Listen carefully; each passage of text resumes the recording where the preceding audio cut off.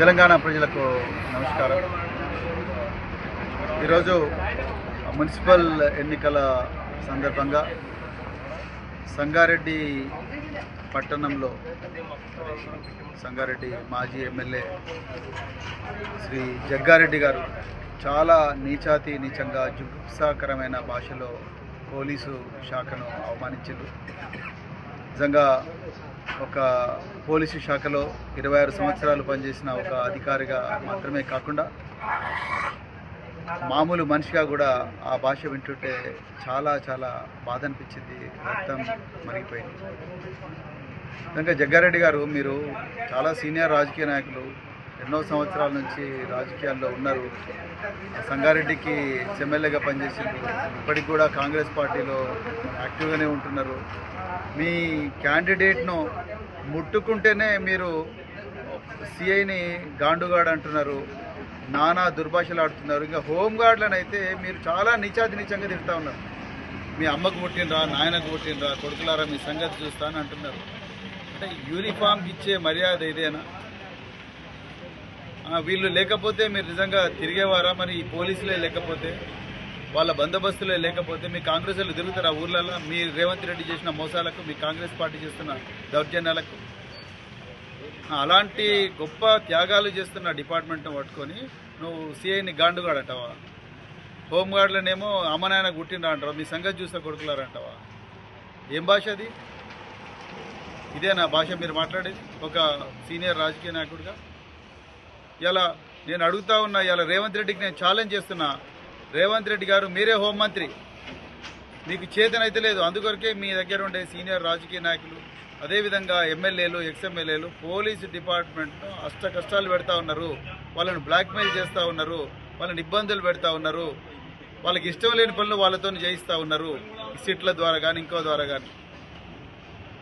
వాళ్ళ మీ ఎమ్మెల్యేలే వాళ్ళ మీద విపరీతంగా దౌర్జన్యాలు చేస్తూ ఉన్నారు. ఇంకా యూనిఫామ్కి ఏం వాల్యూ ఉన్నది? హోంమంత్రి మీరే. మీ హోంమంత్రిత్వ శాఖలో ఉండే కానిస్టేబుల్ల మీద, ఎస్ఐల మీద, సిఐల మీద మీ ఎక్స్ఎమ్మెల్యేనే గాండుగాడు అని అంటున్నారు. అదేమన్నా భాషనా అండి వాడాల్సిన భాష? రేవంత్ రెడ్డి గారు మీరు అదే భాష మాట్లాడుతున్నారు, మీ ఎమ్మెల్యేలు, మీ ఎక్స్ఎమ్మెల్యేలు అదే భాష మాట్లాడుతూ ఉన్నారు. మీకు చేత కాకపోతే ఒక్కరోజు మాకు ఇచ్చేయండి, బీఆర్ఎస్ పార్టీకి మీ హోంమంత్రిత్వ శాఖ. పోలీస్ శాఖ పవర్ ఏందో చూపిస్తాం, పోలీస్ శాఖ ఇజ్జత్ ఏందో నిలబెడతాం. ఇంత ఘోరంగా మాట్లాడతారు ఎవరన్నా ఒక డ్యూటీలో ఉండే అధికారులను? నేను ఇప్పటికి కూడా డీజీపీ గారిని రిక్వెస్ట్ చేస్తున్నా, హోంమంత్రికి ఎట్లాగూ చేత కాదు, డీజీపీ గారిని రిక్వెస్ట్ చేస్తున్నా, అర్జెంటుగా 353 ఐపీసీ కింద